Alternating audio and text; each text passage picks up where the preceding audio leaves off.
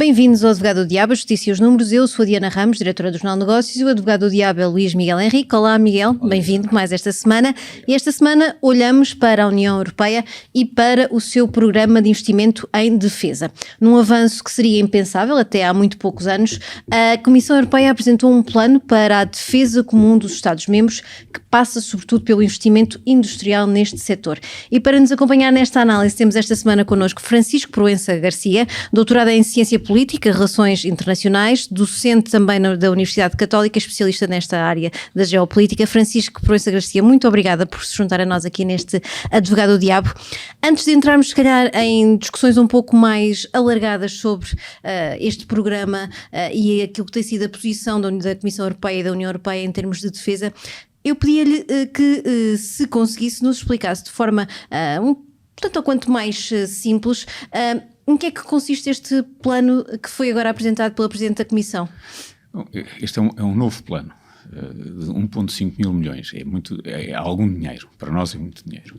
Mas isto já vem desde 2017, já depois da anexação da Crimeia, onde se criou o European Defence Fund. E só para ter uma ideia, entre 21 e 28 temos 8 mil milhões de euros para investimento. Este investimento destina-se essencialmente mais ou menos um terço. E nessa distribuição temporal destina-se sobretudo para a investigação e desenvolvimento e depois o resto para a produção. Mas sente que mudou aqui um bocadinho o paradigma da União Europeia em relação à temática da defesa? O paradigma começou a mudar com esta Presidente da Comissão, quando ela tornou a própria Comissão mais geopolítica, a olhar mais para o mundo, e editou um conjunto de documentos, sobretudo o último. Podemos falar no último, que é o mais importante, que saiu logo a seguir a esta fase da guerra na Ucrânia, que é a bússola estratégica, que é preciso definirmos qual é o rumo que nós levamos, quer dizer, os 27 países, para onde é que nós vamos e o que é que nós queremos, porque temos a guerra na Europa e nós às vezes esquecemos disso. E a partir desse documento houve depois um incentivar e um acréscimo das preocupações com a área da defesa. E sobretudo os investimentos, que são investimentos na área da defesa, porque nos apercebemos que ao longo de gerações vivemos protegidos pelos norte-americanos. E vivemos décadas de paz que se calhar nos fizeram esquecer também que a guerra existe. Que a guerra existe. Exatamente. Miguel, de alguma forma, desde a Segunda Guerra Mundial, o tema da defesa na Europa acabou por se tornar quase num tabu? Por variedíssimas razões, eu serei levado a concordar que sim. O primeiro de todos é o trauma. E se calhar com alguma, e faz aqui alguma autopenalização pelo facto de, há alguns anos esta parte, fui contar os anos em que já escrevo para o Negócios ou que já escrevo na imprensa e quantos artigos ou alguns temas eu possa ter escrito sobre a defesa e sobre a importância da defesa. E nenhum. O que significa que nós sabemos também qual é que é o papel que os mídias muitas vezes têm. E a verdade seja dita, se nós fizermos alguma autocrítica, não era um tema suficientemente sexy para ser tratado. Se por um lado era tabu, por outro lado não era sexy, o que significa que ajudou a adensar e a colocar no fim da lista de prioridades este tema. É óbvio que o facto de a guerra ter chegado agora à Europa, porque ela sempre existiu no mundo e a Europa nunca se posicionou enquanto tal. E o facto de também não sermos uma federação e sermos mais parecido a alguma confederação também não ajuda ao alinhamento estratégico que temos. E muitas das vezes, e como o bom provérbio popular diz, só nos lembramos de Santa Bárbara quando faz trovões e como está ali a trovejar ali ao lado, de repente estamos a lembrar-nos que a guerra existe e que não temos nenhuma política comum. Além disto, sabes que foi a história e a disciplina de história que me permitiu chegar à faculdade e ter a carreira que tive. E eu acho que sempre que lembrava de um professor que dizia que a história é uma ciência porque tu, da análise do passado, compreendes o presente e antecipas o futuro. Porque tem ciclos. E como tem ciclos, basta pensar que mesmo este tempo histórico de paz que nós temos não é comum e não é normal. É um tempo anormal. E isso para consolidar a resposta que te dei. Sim, também é um tabu, porque este tempo anormal de paz no território europeu acabou por consolidar a ideia de que se calhar essa paz seria eterna, e uma como nunca foi. Que na verdade acaba por ser sempre temporária. Francisco Proença Garcia, há pouco explicava-nos aqui que este programa de investimento, esta estratégia industrial da defesa europeia, está muito concentrada na questão de investigação e desenvolvimento. Há aqui também uma aposta não em uma militarização pura e dura, mas provavelmente também aqui usar das novas tecnologias, da inovação, para que este investimento na defesa na União Europeia seja sobretudo para uma nova forma de belicismo ou uma nova forma de defesa. Deixe-me só referir aqui uma coisa que eu penso que é importante. A defesa deve ser vista como um investimento. E é criadora de riqueza e de geradora de emprego e de bem-estar para as populações. Sem defesa e segurança não conseguimos depois ter o bem-estar que virá a seguir. Bom, estes projetos para nós é muito dinheiro, mas se compararmos com os orçamentos norte-americanos, isto é uma ninharia. Mas temos que ver que é sobretudo para o apoio às pequenas e médias empresas e para a ligação ao meio universitário.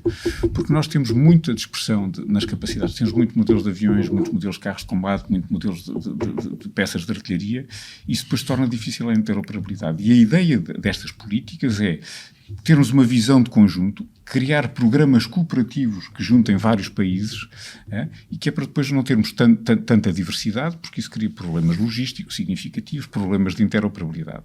De maneira que isto vai fomentar a capacidade, sobretudo na investigação e desenvolvimento das pequenas e médias empresas, a sua capacidade de financiamento. Por exemplo, se os programas forem cooperativos, ficam isentos do pagamento do IVA, e há outras formas interessantes de financiamento.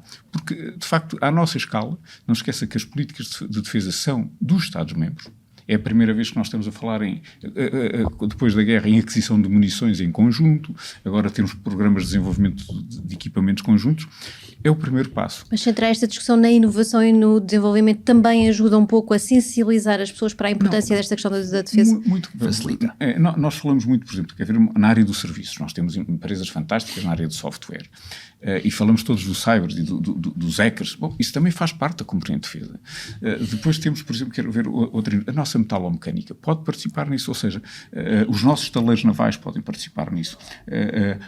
As nossas empresas de engenharia e de projeto podem participar nisto, ou seja, porque nós à escala europeia não temos grandes empresas, temos pequenas e médias empresas.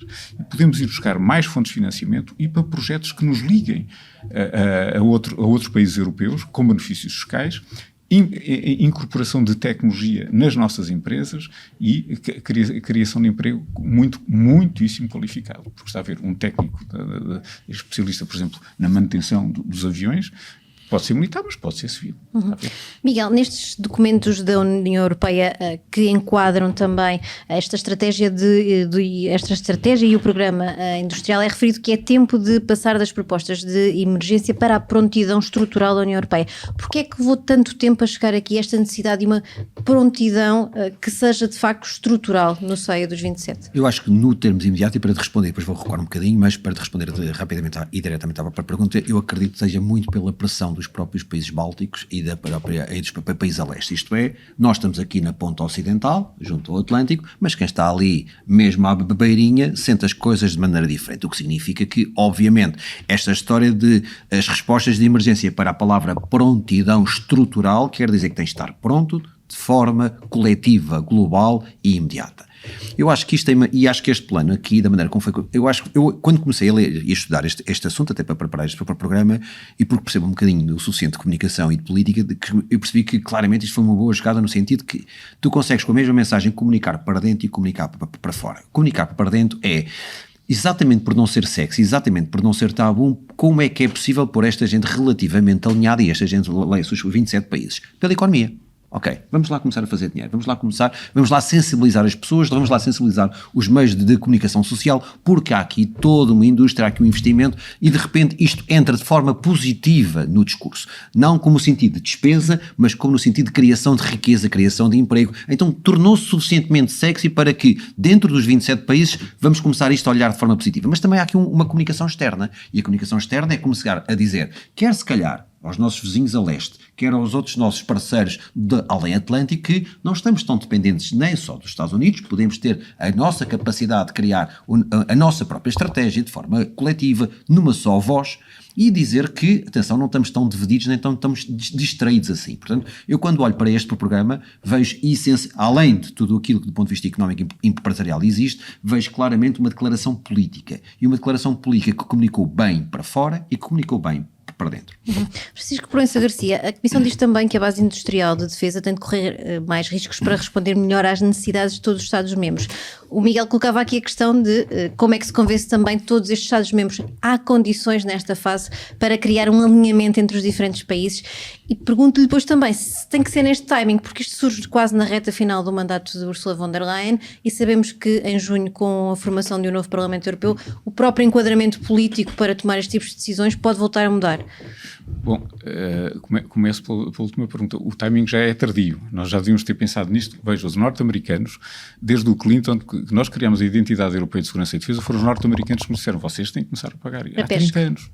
E depois nós fomos sempre protelando isso. E hoje em dia chegámos à conclusão que, se queremos ter alguma autonomia estratégica e ter uma afirmação internacional, não é desligarmos dos norte-americanos. Eles é que um dia podem dizer: não queremos mais nada convosco, perdem o interesse, porque se dedicam à Ásia-Pacífico e esquecem muito a Europa. Isso já pode acontecer agora, quando em novembro tivermos novas eleições nos Estados Unidos. Esse é um dos grandes problemas. Então, e onde é que nós temos depois capacidade para nos defender? Bom, temos que garantir uma legitimidade moral. Se nós quisermos autocrítica. 75 anos, pá, nós tivemos 75 anos dependente deles. Pronto. De maneira que agora é o tempo que já é tarde e aproveitar a oportunidade. Depois mas isto é um processo longo, aquela reformas estruturais. Está a ver? Nós não temos forças armadas suficientes, nós não temos reservas nos países. Os ucranianos queixam que nós não damos porque não temos.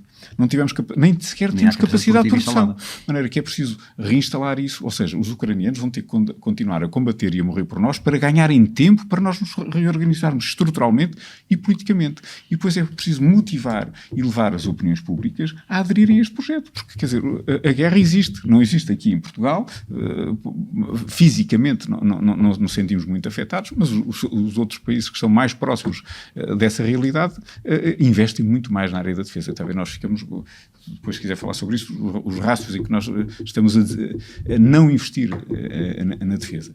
Mas, sobretudo, no domínio das percepções é importante começarmos a alertar as opiniões públicas, e vocês têm um papel muito importante nisso, que isto não é uma despesa, é um investimento para a nossa segurança e bem-estar das nossas comunidades e que cria riqueza e que cria emprego e cria desenvolvimento tecnológico. Miguel, continua, Francisco, não queria interrompê-lo.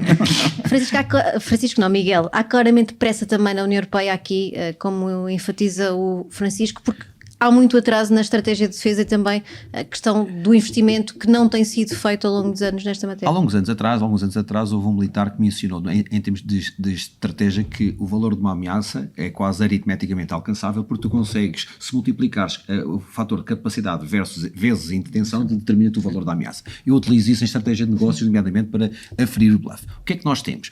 Significa que qualquer ameaça que a europeia, enquanto entidade, faça, ela, por muita intenção, pois 10, se a capacidade é 0, 10 vezes 0 é 0. Portanto, essa ameaça vale 0. O que nós temos em relação a esta, de ter a necessidade de rapidamente passar a algo instalado, é que se algum dia nós tivermos que falar alto, se algum dia nós tivermos que falar grosso, se tivermos que engrossar a voz, quem nos analisar, por máxima que esteja a nossa intenção, se a nossa capacidade for 0 ou 1, o fator de ameaça é nulo. Não leva a sério essa ameaça. E do ponto de vista da geopolítica, qualquer voz grossa que nos saiba um bluff não vale rigorosamente nada, e esse é o problema claro que nós neste momento temos, porque temos que usar as calças do nosso pai, leia-se Estados Unidos. Mas aqui há a questão do valor do pacote, falamos de 1,5 mil milhões de euros. Para algumas pessoas é de facto um valor muito elevado, mas comparado com outros orçamentos, como já bem frisou, é um valor reduzidíssimo.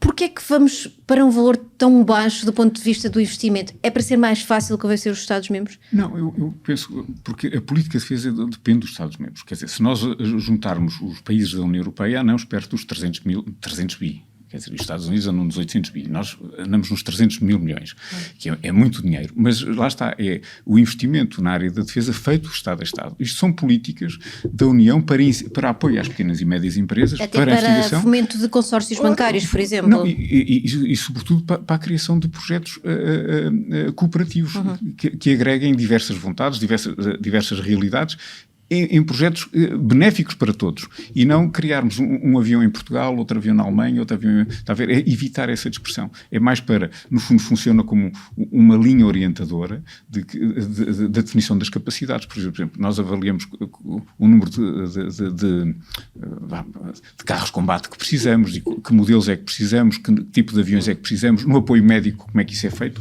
e depois de inventariadas essas capacidades, há a alocação de dinheiro para projetos de investigação que venham incrementar essas capacidades. E depois, o difícil aqui é passar da investigação à produção, e depois há um problema que é, nas indústrias de defesa, que é a aquisição pública disto, porque vamos a concursos e depois a componente jurídica muitas vezes não facilita a aquisição de produtos que nós ajudamos a financiar na investigação e desenvolvimento, depois não os possa adquirir. Sobretudo nesta área da defesa. Exatamente. Miguel, é difícil também convencer os Estados-membros a gastarem mais neste compromisso com a defesa.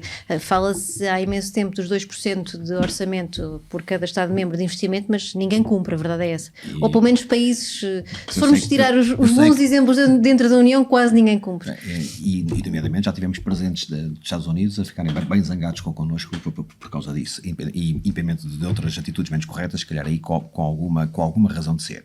Até porque nestas questões nem sempre o que é importante é urgente, e infelizmente os nossos governos têm muito tendência para resolver o que é urgente, e o que é urgente são questões que são aquilo que a população mais reclama, porque é aí que no dia-a-dia mais sente, é a saúde, é a educação, se é do ponto de vista da segurança, é muito mais uma questão de segurança interna, de policiamento, propriamente da externa em relação à defesa. Então todos os recursos, parcos recursos que muitas das vezes têm que ser investidos, eles são investidos naquilo que é o mais urgente. Acho que claramente o sentido de urgência da questão de uma defesa externa, de uma defesa comum, de nos sentirmos seguros não apenas dentro de fronteiras, mas além de fronteiras, começou, infelizmente, por sacrifício de outros, neste caso em relação aos nossos irmãos ucranianos, eu acho que sim, eu digo irmãos que são europeus, neste caso em particular, acho que o sentido de urgência passa também a estar de mão dada com o sentido de importância. Eu acho que isso vai fazer ter um comportamento diferente e uma sensibilidade diferente por parte das populações. Francisco Proença Garcia, tivemos 2 semanas de campanha eleitoral e parece que o tema da defesa esteve praticamente arredado desta matéria, da defesa, do investimento em defesa e do próprio peso orçamental que isso acarreta para as contas anuais dos Estados e para a aprovação de orçamentos do Estado. Esperava que os partidos abordassem isto na campanha. Porquê é que não o fazem e como é que vê a posição de Portugal nesta matéria? A posição é de sempre, não existe.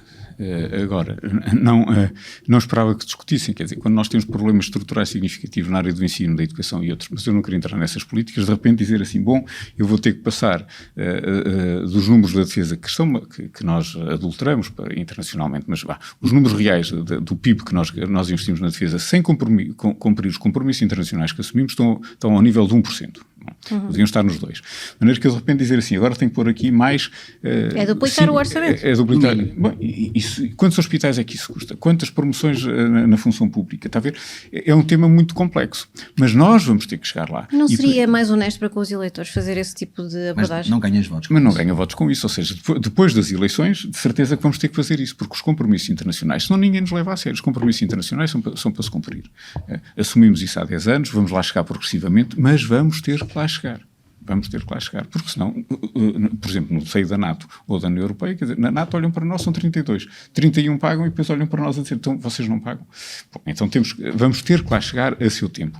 É preciso ir incentivando as pessoas, por isso esta conversa são importantes, que não é uma despesa, isto cria riqueza, cria emprego, nós temos muita falta de estoques, promove o desenvolvimento da tecnologia, e há mercado para isto, quer dizer, isto depois é o mercado a funcionar. Se eu tiver a garantia que vou comprar munições, as fábricas aparecem. Se eu tiver a garantia que vou comprar um determinado equipamento e fazer a sua manutenção durante 20 anos, os equipamentos aparecem e as fábricas aqui uma oportunidade para as empresas nacionais também, e sobretudo para as PMEs, poderem ter aqui um modelo de negócio novo a surgir. Há poucas dedicadas a isto, mas há um potencial grande, sobretudo na área da prestação de serviços, na área da metalomecânica, na área da saúde, na área da construção e da reparação naval. Nós temos um bom exemplo das oficinas gerais de material da aeronáutica ou da própria base aérea em Montreal, que monta os F-16 que compramos aos Estados Unidos e depois vendemos para a Roménia. Quer dizer, é um negócio grande. Aquela importação foi com os brasileiros, comprámos o KC-390, foram quase 1.000 milhões, mas nós desenhámos parte desse equipamento. Temos Portanto, há know-how, há matéria e há a possibilidade de crescer mais. Nós desindustrializámos nos anos 90, podemos recuperar essa indústria antes que se perca esse conhecimento para a fabricação de munições e outros equipamentos. E isso cria essa riqueza e quer dizer, hoje percebemos que é um bem essencial, como é o produzir microfones, ou produzir sofás, ou produzir outro tipo de equipamento. De maneira que não podemos ver o mercado da defesa como um mercado apenas das grandes potências. E nós podemos participar com o nosso conhecimento em projetos cooperativos internacionais e incorporar essa tecnologia. Aqueles exemplos que lhe dei do avião que fizemos com os brasileiros é muitíssimo interessante. Podemos replicar isso. Miguel, há aqui uma oportunidade das empresas crescerem à boleia desta estratégia de defesa? Eu fiz parte de uma equipa até da Universidade Católica que, nomeadamente em 2017, essencialmente tentava desenvolver exatamente esta cooperação interempresarial por clusters. E um daqueles onde foi claramente identificada uma oportunidade grande de crescimento era a defesa. Só para dar um exemplo, eu recordava-me claramente de um concurso público no Ministério da Defesa da Turquia tinha colocado para comprar botas da tropa, basicamente era aquilo, e que qual era o problema? Nenhum fornecedor em Portugal tinha sozinho capacidade para responder portanto, se estivesse a trabalhar 24 horas por dia, 365 dias, não conseguia. Era necessário agrupar isso. E isto é que talvez culturalmente seja talvez um dos principais desafios. E falo para nós, internamente. Então, se falamos à escala europeia, pior ainda. Mas a necessidade de cooperar, a necessidade de ganhar escala, a necessidade de perceber que para ser cooperativo não é perder competitividade, portanto, ser cooperativo é exatamente para ganhar escalas de competitividade, talvez seja o mindset de alteração que tenha que ser necessário para aproveitar claramente uma oportunidade que está ao virar da esquina, porque o valor que se consome no negócio da defesa é brutal e serve a todos. Os portugueses não podem estar de fora. Uma última questão para ambos, e começava primeiro para o Miguel, para darmos aqui a primazia também de fecho deste episódio ao nosso convidado. Onde é que vê, daqui a uma década, a indústria de defesa europeia? Sabes que o futebol diz que prognósticos só depois dos jogos, não é? E esta é daquelas coisas. Acho que este ano de 2024, porque seja o que vai acontecer a leste, seja o que vai acontecer nas eleições norte-americanas, estamos a falar de os próximos meses, serão determinantes do ponto de vista político e, consequentemente, militar, daquilo que possa vir a ocorrer no futuro muito imediato. E o futuro muito imediato será 2025. Mal de nós, e quando digo mal de nós, eu acho que o mundo não vai ficar igual, a Europa não vai ficar igual, a sensibilidade não vai ficar igual. Mas eu vi uma coisa que era, quando se falava, nós achávamos que a Guerra Fria era má, mas essa bipolaridade trazia alguma cristalização e alguma tranquilidade. Definia lados. Definia e garantiu paz. Esta multipolaridade que começa a haver parece ser mais democrático, mas é claramente mais intranquilo e mais inseguro. Que mundo vamos ter a seguir? Sinceramente, não te consigo dizer, mas não será melhor do que tínhamos alguns anos atrás. Francisco, qual é a expectativa? Vamos ter um mundo substancialmente diferente. Espero que sem guerra, ou pelo menos estancarmos as guerras que temos agora, porque se houver um incrementar, ou um escalar, como se diz na gíria, o escalar da violência a leste e a guerra a lastrar e passarmos para patamares incontroláveis que se falam às vezes no nuclear, isso seria o desastre total e eu penso que deve ser evitado a todo o custo chegarmos lá. Como é que eu vejo o mundo? Vejo o mundo muito mais instável do que aquele em que nós crescemos, com a garantia da paz a manter-se como uma esperança, mas temos que lutar para ter essa paz. E haverá uma Europa mais forte numa década nesta matéria? A Europa ou se une ou deixamos de existir e deixamos de ter importância geopolítica. Se não tivermos contributos ativos para a sociedade internacional, deixamos de existir. E nós, como pequeno país, ou fortalecemos, nos juntamos todos na Europa e fortalecemos a Europa para existirmos como coletividade, ou então somos insignificantes. Muito bem. Muito obrigada. Então está assim feita a análise da Semana de Olhos Postos na defesa e nos desafios da União Europeia nesta matéria. Obrigada, Francisco Proença Garcia, por ter juntado a nós neste Advogado do Diabo. Obrigada também, Miguel, por mais esta semana, assim que nos acompanha. Até breve.